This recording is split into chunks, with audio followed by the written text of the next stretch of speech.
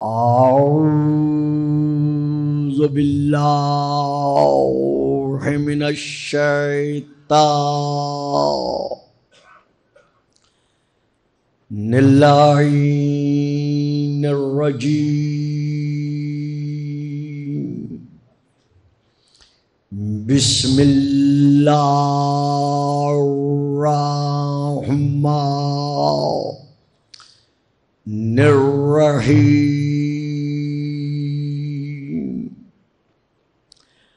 الحمدللہ الذی جعل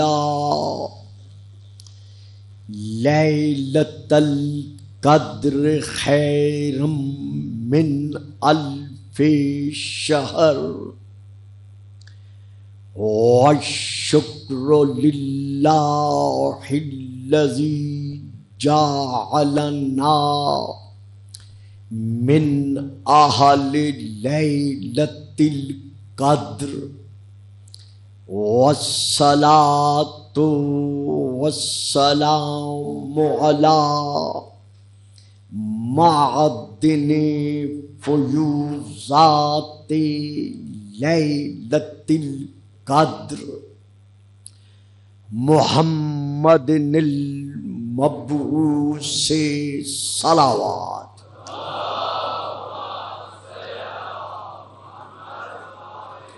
اما بعد فقد قال اللہ تبارک وتعالی الذی خالق لیلۃ القدر فی کتاب القدر انی جاعلک للناس اماما صلوات.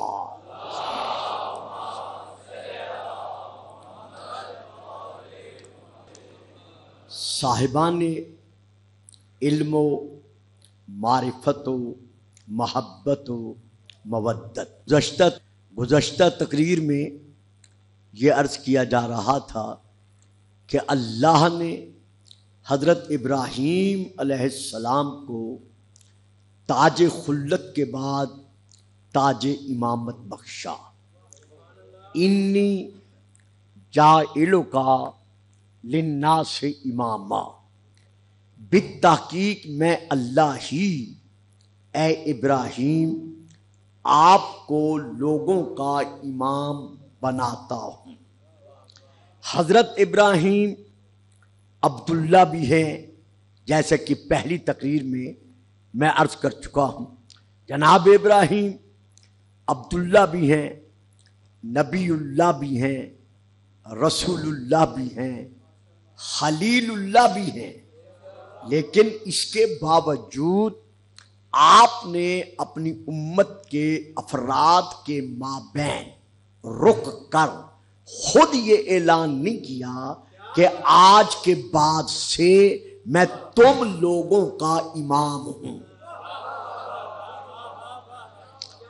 توجہ فرمائی عزیزان گرامی، برادران مکرم، بات سمجھ میں آئی ہے کہ حضرت ابراہیم علیہ السلام نے عبد ہونے کے باوجود، نبی اللہ ہونے کے باوجود، رسول اللہ ہونے کے باوجود، خلیل اللہ ہونے کے باوجود اپنی امت کے لوگوں میں کھڑے ہو کر از خود یعنی اپنی طرف سے یہ اعلان نہیں کیا کہ آج کے بعد میں تم لوگوں کا امام ہوں، اور نہ ہی آپ کے کسی قریبی نے یا کسی امتی نے، کسی صحابی نے لوگوں کے درمیان رک کر یہ نعرہ بلند نہیں کیا کہ لوگوں آج سے ہم نے ابراہیم کو لوگوں کا امام بنا دیا ہے. یہ بات تشریح طلب نہیں ہے، لیکن آپ کا سکوت میرے لیے باعث تعجب بن گیا ہے کہ جب ابراہیم خود اپنی امامت کا اعلان نہیں کر سکتے تو پھر کوئی امتی کسی نبی کے آنے والے فرد کے لیے امامت کا اعلان کیسے کر سکتا؟ دیکھیے واضح طور پر یہ فیصلہ کن کلام مقدس میں فیصلہ ہے کہ خالق خدا کا خام منصب دار الہیہ بنانا نہیں، یعنی مخلوق خدا کا کام کسی کو منصب الہیہ کا حقدار ٹھہرانا نہیں، بلکہ خالق خدا کا کام ہے احکم الحاکمین کے فیصلوں پر عمل کرتے ہوئے سمینا و اطاعنا، یا رب العالمین ہم نے تیرے حکم کو سنا اور ہم نے اطاعت کی۔ اطیعوا اللہ و اطیعوا الرسول و اولی الامر منکم، یہ اللہ کا حکم ہے، اطاعت کرو اللہ کی اور اللہ کے رسول کی اور اس صاحب الامر کی جو کائنات کے امور کا وارث ہے۔ یہ انشاءاللہ آئندہ گفتگو ہو سکے گی۔ پھر اللہ کا فیصلہ ہے من یطع الرسول فقد اطاع اللہ، جس نے رسول کی اطاعت کی اس نے اللہ کی اطاعت کی۔ اب رسول کو اللہ حکم دے رہا ہے، حالانکہ اس کی اطاعت اللہ کی اطاعت کہلواتی ہے، لیکن اللہ رسول کو بھی حکم دے رہا ہے یا ایھا الرسول بلغ ما انزل الیک من ربک وان لم تفعل فما بلغت رسالتہ، وہ امر پہنچا دے جس کو شب معراج ہم تیرے سپرد کر چکے ہیں، اور اگر سبحان اللہ وہ امر پہنچا دے جسے شب معراج ہم بغیر جبرائیل کے وسیلے کے تیرے سپرد کر چکے ہیں، اور اگر تو نے یہ کام نہ کیا تو تو نے تبلیغ رسالت کا کوئی کام نہ کیا۔ تو نبی جیو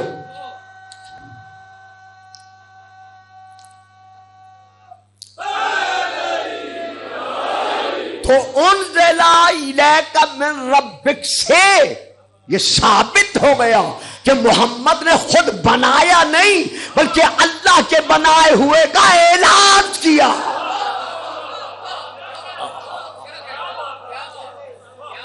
تو خالق خدا کا کام، مخلوق خدا کا کام نبی، رسول، امام، ولی، خلیفہ بنانا نہیں۔ اب ہم یہاں پر متوجہ ہوتے ہیں قرآنی فیصلوں کی طرف۔ سب سے پہلے میں اپنے اس عظیم اجتماع کے سامنے، جس میں الحمدللہ میری قوم کے روحانی بیٹے، نوجوان کثرت کے ساتھ یہاں تشریف فرما ہے، خدا آپ بزرگوں کا سایہ ان کے سروں پر قائم و دائم رکھے۔ ہم نے دیکھنا ہے کہ قرآن نے جال کے متعلق جال کے لیے فیصلہ کیا سنایا ہے۔ جالا یجعلو، بھائی تھوڑی سی توجہ ہوگی چونکہ آج کا موضوع ذرا مشکل ہوگا، خدا آپ کو سلامتی دے۔ تو لیجئے میں سب سے پہلے آیت پڑھ رہا ہوں سورہ نمبر 2 کی، آیت نمبر 22 ہے، 22۔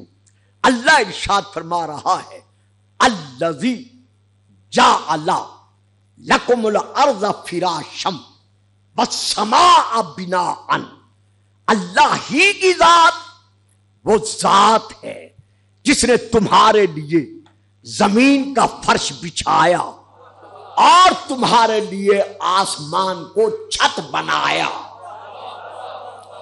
اب متوجہ رہیے گا کہ اللہ ہی کا کام ہے جالا، یعنی جال الارض اور جال السماء، یہ فعل صرف اور صرف اللہ کا ہے۔ اللہ نے زمین بنائی، اللہ نے آسمان بنایا۔ یہ ہے ایک آیت جالن پر۔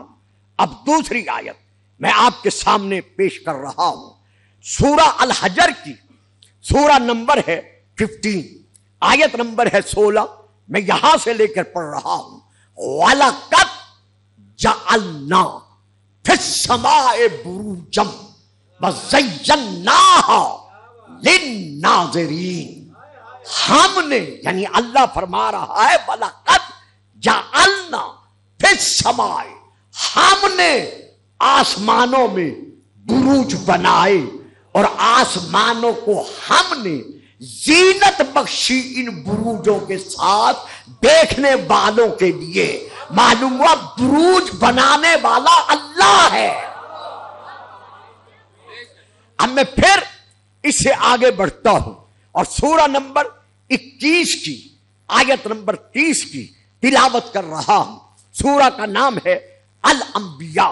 वजअलना मिनल माए कुल्ल शैइन हय्युन, हमने पानी से हर जिंदा शय को वजूद बख्शा।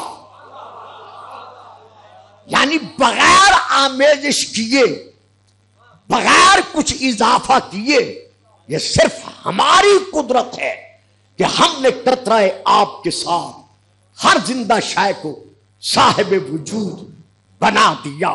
इसके बाद अब मैं फिर आयत पढ़ रहा हूं। बाबा हब, सूरह अल-अनआम की ये आयात हैं। बाबा हब न लहू इस आका व याकूबा कुल्लन हदैना व नूहन हदैना मिन कब्लु व मिन ज़ुर्रियतिही दाऊदा व सुलेमाना व अय्यूबा व यूसुफा व मूसा व हारूना व कज़ालिका दरूद पढ़िएगा, सलावत। व कज़ालिका नज्जिल मोहसिनीना व ज़करिया व याहया व ईसा व इलियासा कुल्लुम मिनस सालिहीना व इस्माईला व यसआ व यूनुसा व लूता व कुल्लन फज़्ज़लना अलल आलमीन। ये जितने नबियों का अल्लाह ने नाम लिया है, अब मैं सूरा 19 की आयत नंबर 50 से बयान कर रहा हूं। अल्लाह फरमा रहा है व कुल्लन जअलना नबिय्या।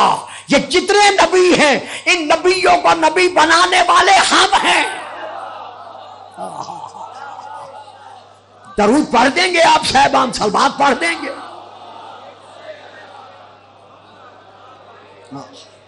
एक ढीली ढीली सलवात और भी पढ़ दे, सलावत। आ जाओ बेटा, आ जाओ, आ जाओ। देखा आपने, इस वक्त जो सिलसिला है सिर्फ जालुन का है कि अल्लाह फरमा रहा है ये जितने नबी हैं, वकुल्लन जालना नबिय्या, जो जो नबी है उसको बनाने वाले हम हैं। अब मैं फिर आयत आपके सामने पढ़ रहा हूं, सूरा नंबर 25 की आयत नंबर 35, सूरा फुरकान।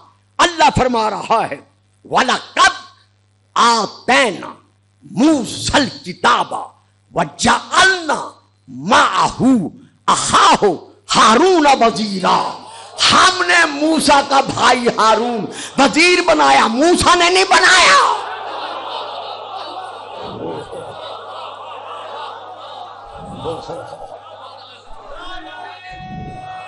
जियो।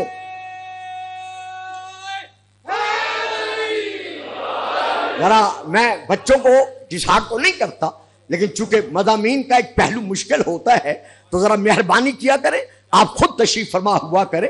तो अल्लाह फरमा रहा है हमने हारून को मूसा का वजीर बनाया। अब कल वाली हदीस में फिर दोहरा रहा हूं, तर्जमान वही ऐलान फरमा रहे हैं या अलियो अंत मिन्नी बेमंज़लते हारून में मूसा। मालूम मोहम्मद ने अली को अपना भाई नहीं बनाया।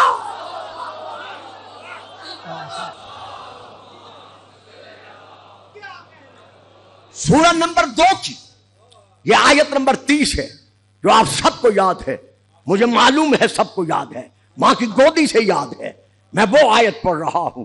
अल्लाह इरशाद फरमा रहा है वाइस काला रब्बुका लिल मलाइकति इन्नी जाइलुन। लफ्ज जाल पर तवज्जो रखनी है, जो मैं लेके चल रहा हूं। इन्नी जाइलुन फिल अर्ज़ खलीफा, कि ऐ कुल कायनात की कुव्वतों सुन लो। मलक पर मैं पहले तकरीर कर चुका हूं इसी मरकज में, कि ऐ कायनात की कुल कुव्वतों सुन लो, मैं सिर्फ मैं बना रहा हूं زمین والوں کے لیے خلیفہ. تو جب زمین والوں کے لیے خلیفہ اللہ کے سوا کوئی نہیں بنا سکتا تو کائنات کے لیے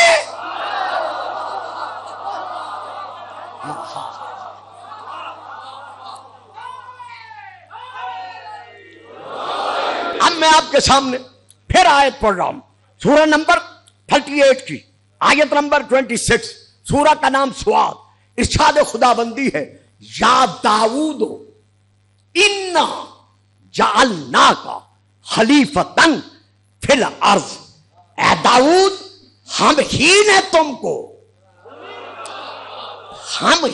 تم کو زمین پر خلیفہ بنایا.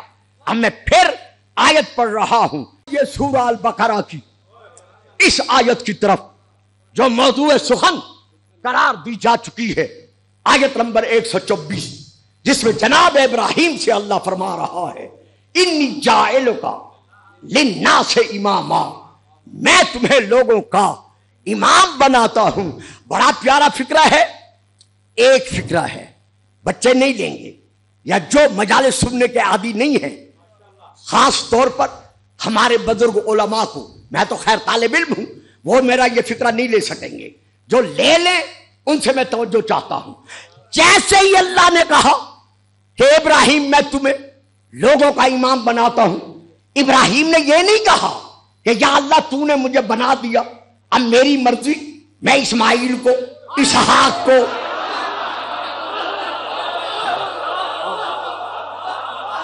بڑی مہربانی تیری ذات نے بڑی مہربانی. درود پڑھیے گا سلاوا جیتے رہو. واہ دیکھو بچوں پیارو جو رضاکارانہ طور پر میری بات نہیں لے سکتے وہ کل ذرا ادھر بیٹھ جایا کریں. آپ کی بڑی مہربانی ہوگی. انی جاعلک للناس اماما. ابراہیم میں تمہیں لوگوں کا امام بناتا ہوں. امامت مل گئی لیکن اب یہ نہیں کہا کہ یا اللہ تو نے بنا دیا اب میری مرضی اسحاق کو اسماعیل کو ان کی اولادوں کو جسے جسے چاہوں میں امامت عطا کر دوں. نہ فوراً کہا وَمِن ذُرِّيَّتِي کہ یہ مرتبہ امامت سب امامت میری اولاد کو بھی عطا کر. قیامت تک کے لیے فیصلہ سنا رہے ہیں کہ میری اولاد میں سے امام وہی ہوگا جس کو اللہ نے امام بنایا ہوگا.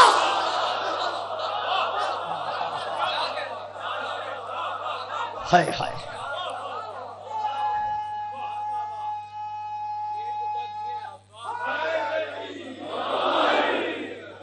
تو وَمِن ذُرِّيَّتِي سے یہ ثابت ہو گیا کہ امام بنانے کا حق صرف اور صرف اللہ کو حاصل ہے کسی اور کو حاصل نہیں ہے.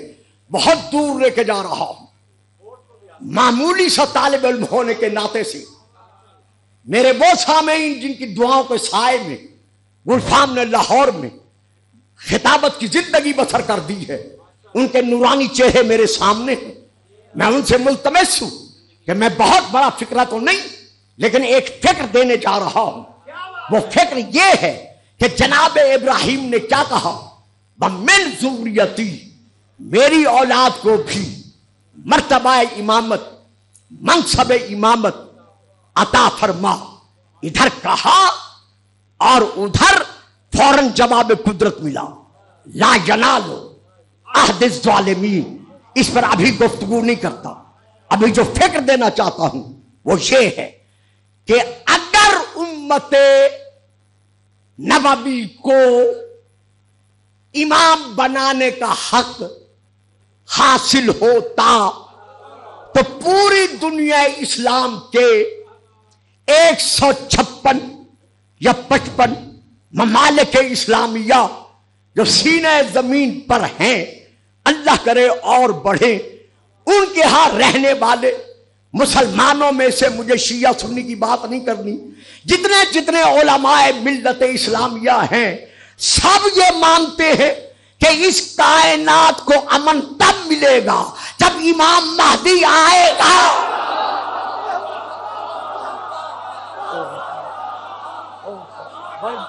بڑی چاندے چنے آغوش حسد کے پربردہ. میں فکرے میں بہت کچھ دے گیا. جو وجود امام مہدی کا انکار کرتے چلے آ رہے ہیں، انشاءاللہ کل کی تقریر میں اسے تفصیل سے لے کے چل سکوں گا زندگی بخیر. آج صرف تمہیداً عرض کر رہا ہوں. جب تمام ممالک اسلامیہ کے مسلمانوں کے علماء یہ مانتے ہیں، تسلیم کرتے ہیں، جن کی خاص طور پر احادیث پر نظر ہے، جو امام المحد احادیث کہلوا رہے ہیں، وہ مانتے ہیں کہ اس کائنات کو امن ہم سے نہیں مل سکتا، ان سے نہیں مل سکتا، اس قانون سے نہیں مل سکتا، اس فیصلے سے نہیں مل سکتا. امن مکمل تب ملے گا جب وارث امن امام زمان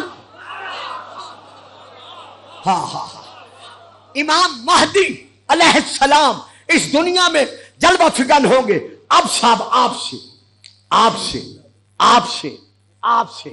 حضور آپ سے میں بڑی توجہ چاہتا ہوں.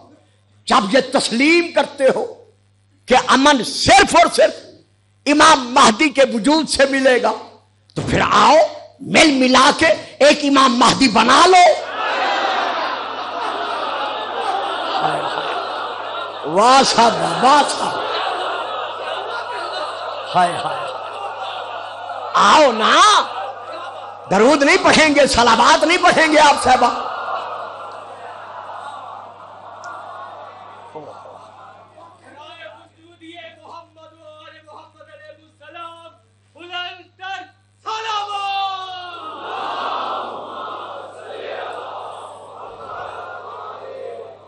جب آپ تسلیم کر رہے ہیں کہ امن صرف اور صرف وجود امام مہدی کے ظہور پر ہوگا، تو پھر آؤ مل ملا کر. آج تو علمی دنیا چاند سے بھی آگے بڑھ گئی ہے، زحو مریخ پہ کمن ڈال رہی ہے، تو آؤ مل کر ایک امام مہدی بنا لو. کہا دیکھو کسبی والے مل کر جسے بنائیں گے اس کا علم کسبی ہوگا، بابی نہیں ہوگا.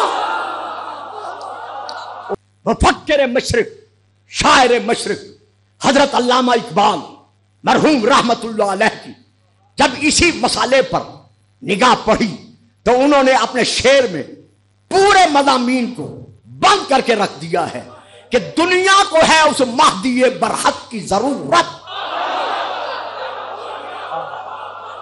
ہائے ہائے واہ صاحب واہ صاحب، دنیا کو ہے، مسلمانوں کو نہیں. دیکھا نا آپ چپ کر گئے، اسی لیے مجھے فکرہ دینا پڑا. صرف مسلمانوں کو نہیں، دنیا کو ہے اس مہدی برحق کی ضرورت، ہو جس کی نگاہ زلزلہ عالم افکار. علامہ جب ضرورت ہے تو بنا لو. فرمایا یہی تو مجبوری ہے کہ بنانے کا حق اللہ نے ہم سے نہیں لیا، لیکن احتیاج ہے امام مہدی کے وجود کے متعلق یہ کہنا کہ یہ فسانہ ہے، یہ قصہ ہے، یہ کہانی ہے جو شیعہ حضرات نے اپنی قوم کو سکون کے ساتھ رہنے کے لیے وضع کر لی ہے، گھاڑ لی ہے. تقریر کل ہوگی انشاءاللہ زندگی رہی. اب میں صرف اتنا عرض کرتا ہوں، اگر یہ کہانی ہے تو آئیے آگے بڑھیے. پہلی کتاب کا نام ابن ماجہ شریف جلد نمبر 1. دوسری کتاب کا نام عقد الدرر. تیسری کتاب کا نام جناب المودت. چوتھی کتاب کا نام مناقب ابن مغاز علی شافعی. پانچویں کتاب کا نام مناقب خبار زمین. چھٹی کتاب کا نام سید محمد صالح کشفی حنفی کی کتاب مناقب مرتضی. ان سب میں یہ درج ہے کہ آنے والا امام مہدی کسی مالکی کی، کسی حنفی کی، کسی شافعی کی، کسی حنبلی کی اولاد میں سے نہیں ہوگا. نہیں بچوں آرام سے بیٹھو میرے بچوں. پہلی تقریر میں کچھ عرض کر چکا ہوں. کسی مالکی، کسی حنفی، کسی شافعی کسی حنبلی کی اولاد میں سے نہیں ہوگا. یہ کتابوں کے نام ہیں، یہ ہمارا مرکزی علمی مقام ہے. خدا حضرت ڈاکٹر علامہ محمد حسین اکبر الحاج کی زندگی دراز کریں، جنہوں نے اتنا بڑا قلعہ قوم کے لیے تعمیر کر دیا ہے. اس علمی مرکز پر میں یہ کلمات ادا کر رہا ہوں. ان کتابوں میں یہ درج ہے کہ آنے والا امام مہدی نہ بنی امیہ کی شاخوں میں سے ہوگا،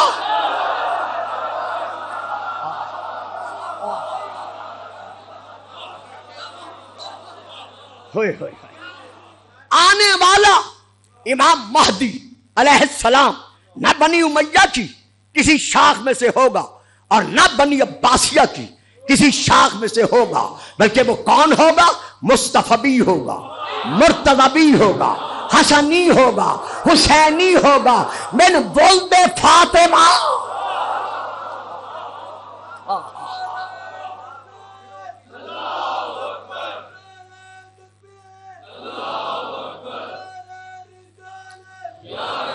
کا حوالہ دے رہا ہوں، وہاں سے لے کر جلد نمبر ہے 25 بہار و انوار کی، صفحہ نمبر ہے 201 201. میں وہاں سے لے کے پڑھ رہا ہوں. جیسے اللہ نے فرمایا کہ ابراہیم امامت رہے گی تیری اولاد میں، لیکن تیری اولاد میں سے بھی جو ظالم ہوں گے ان کو یہ مرتبہ امامت نہیں مل سکے گا. اب ذرا انداز دیکھیے گا جناب ابراہیم علیہ السلام کے عرض کرنے کا. دیکھ کر کہتے ہیں کالا یا رب ومن الظالم میرے ولدی، یا اللہ بھلا میری اولاد میں سے کون ظالم ہوگا؟ اللہ نے فرمایا کہ یہ عہد امامت کسی تیری اولاد میں سے کسی ظالم کو نہیں مل سکے گا. بھائی محترم ذرا توجہ فرمائیں، میں اس کی تشریح نہیں کروں گا، صرف انداز سے پتہ چل جائے گا کہ جناب ابراہیم نے آسمان کی طرف سر اٹھایا اور اٹھا کر کہتے ہیں یا رب ومن الظالم میں نے بول دی ہے، یا اللہ میری اولاد میں سے کون ظالم ہوگا؟ یعنی مجھ خلیل اللہ کی اولاد میں سے، مجھ نبی اللہ رسول اللہ امام کی ذات اولاد میں سے بھلا کون ظالم ہوگا؟ اب اللہ دے رہا ہے جواب، فرما رہا ہے قال اللہ تعالی من سجد لصنم من دونی لا اجعلہ اماما ابدا. جس نے بھی زندگی میں کبھی بت پرستی سے کام لیا ہوگا، ابراہیم میں اعلان کر رہا ہوں،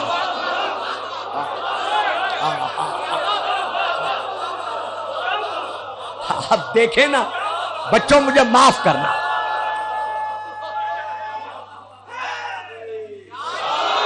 میں جو میرے بیٹے نہیں سمجھ رہے میں ان سے معذرت خواہ ہوں، میں بچوں اس کی تشریح نہیں کر سکتا. تو اب جناب ابراہیم کو اللہ نے جواب کیا دیا کہ سنو ابراہیم، من سجدہ لصنم من دونی لا اجعلہ اماما ابدا.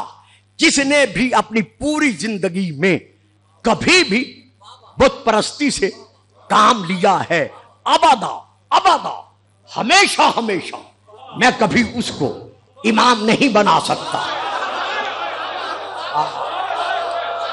اللہ اللہ اکبر. تشریح کی ضرورت نہیں ہے، درود پڑھیے گا صلوات.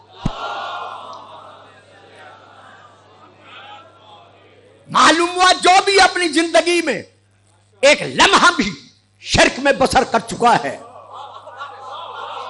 نہیں پڑھتا، اب آگے نہیں پڑھتا اگر آپ نہیں بولیں گے، جو بھی اپنی زندگی میں ایک لمحہ بھی شرک میں بسر کر چکا ہے وہ توبۃ النصوح کے بعد مسلمان بن سکتا ہے، صاحب ایمان بن سکتا ہے، صحابی بن سکتا ہے، جنتی بن سکتا ہے، بہشتی بن سکتا ہے، جو بناؤ بن سکتا ہے. شیعہ اثنا عشریہ کے نزدیک وہ امام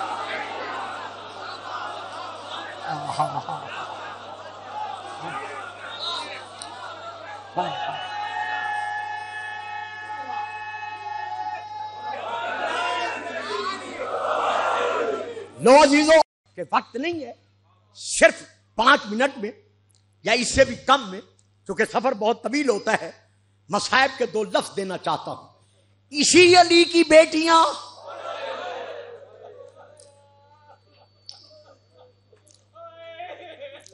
اسی علی کی شہزادیاں، اور شام کا بازار، جو میں کل عرض کر چکا تھا۔ یہاں 2 تاریخی پہلو انتہائی اختصار کے ساتھ پیش کر کے میں منبر چھوڑ رہا ہوں۔ جناب سید سجاد گلے میں توق ہے، پاؤں میں بیڑیاں ہیں، ہاتھوں میں زیور ہیں، کمر جھکی ہوئی ہے۔ جتنی مرتبہ اونٹ کی پشت سے باندھے گئے، میں نے عرض کیا ہے 5-7 منٹ، زیادہ نہیں، آپ کو اونٹ پر سلایا گیا، سلا کر ایک یوں ظالموں نے زنجیر لے کر یا کچھ اور لے کر آپ کو اونٹ کے ساتھ باندھ دیا۔ کتاب کا نام بھی لیتا چلوں تاکہ آپ سوچ میں نہ پڑ جائیں۔ کتاب کا نام ہے خلاصۃ المصائب، مطبع یوسفی دہلی کی یہ چھپی ہوئی ہے، اوپر عربی ہے نیچے اردو ہے۔ جتنی مرتبہ سجاد کو باندھا گیا، سجاد اتنے تڑپے کہ دوڑتے ہوئے اونٹ سے نیچے گر گئے۔ مرحبا مرحبا، 3 مرتبہ گرے۔ تیسری مرتبہ شمر ابن سعد کی طرف دیکھ کر کہتا ہے مجھے اجازت دے کہ میں اس پر ایسا ظلم کروں کہ اس کے بعد یہ اونٹ پر روتا ہوا زمین پر نہ گر سکے، میں اس کا رونا بند کرا دوں۔ کہا اجازت ہے۔ اب میں نے نام لے لیا ہے آپ سب سے، ماؤں بہنوں سے، میں معافی کا طلبکار ہوں، فکرے بڑے سخت ہیں۔ جب سجاد زمین پر گرے، اس نے ایک رسی لی، رسی لے کر اس کا ایک سرا سجاد کے توق کے ساتھ باندھا۔ اللہ اکبر، یہ رونے کی راتیں ہیں، عزا کی راتیں ہیں۔ اس رسی کا ایک سرا اس نے جناب سید سجاد کے گلے کے توق کے ساتھ باندھا، اور دوسرا سرا اس ظالم نے، سن لو گے، اپنے گھوڑے کی زین کے ساتھ باندھا۔ اب جو میں نے پڑھنا تھا پڑھ دیا۔ خود یہ زین پر بیٹھا، بیٹھ کر اس نے گھوڑا دوڑایا۔ اب میں نہیں پڑھ سکتا، اب آپ تصور کریں، گھوڑا دوڑ رہا ہے، سجاد پیچھے بندھا ہوا ہے، کبھی دائیں گرتے ہیں کبھی بائیں گرتے ہیں، رو رو کے کہتے ہیں بابا مرحبا مرحبا مرحبا اجرکم اللہ۔ یہ ہے سجاد کی حالت۔ اب 2 فکرے اور دیتا ہوں اور ختم کر رہا ہوں۔ بی بی سیدہ ام المصائب شریکت الحسین خود فرماتی ہیں کہ کوفے سے لے کر شام تک 32 منزلیں تھیں۔ ان ظالموں نے 32 منزلیں 16 دنوں میں اس لیے بسر کی کہ جلدی سے پہنچے اور انعام حاصل کر سکے۔ حضرت علامہ سید العلماء حضرت علامہ علی نقی نکم صاحب مرحوم مغفور علی اللہ مقامہ نے اپنی کتاب میں درج فرمایا ہے کہ اتنی تیزی سے انہوں نے اونٹ دوڑائے کہ سیدوں کے کئی بچے دوڑتے ہوئے اونٹوں سے نیچے گرے۔ شام تک پہنچتے پہنچتے 40 قبریں بن گئی۔ اس انداز میں اونٹ دوڑائے گئے۔ جب آئے شام کے بازار میں، اب بی بی فرما رہی ہے، اور اسی پہ میں ختم کر رہا ہوں، کہ ہر منزل پر میرے حسین کی آنکھیں میرے مصائب پر رونے کے لیے کھلی رہی۔ میں جس منزل پر پہنچی اپنا قیدیوں کا قافلہ لے کر حسین دیکھتا رہا، لیکن شام کے بازار میں پہنچی ایک منزل ایسی بھی آئی جہاں حسین کی آنکھیں بند ہو گئی۔ اب وہی منزل سن لو، میں ختم کروں۔ کل میں پڑھ چکا ہوں کہ 5000 5 लाख तमाशाई थे, ढोल बज रहे थे, शहनाइयां गूंज रही थी। मैं सारा बाजार छोड़कर सिर्फ वही 2 फिक्रे पढ़ रहा हूं कि मकानों की छतों से मलूना औरतों ने जहां पत्थर बरसाए, वहां कुतुब मकातिल में दर्ज है, किताब का नाम लेता हूं, अल्लामा सैयद तहरानी की यह किताब मदीना से मदीना तक, मैं वहां से लेके पढ़ रहा हूं कि वहां जब और औरतों ने पत्थर बरसाए, एक जुल्म यह भी किया कि कैदियों पर गर्म पानी फेंका।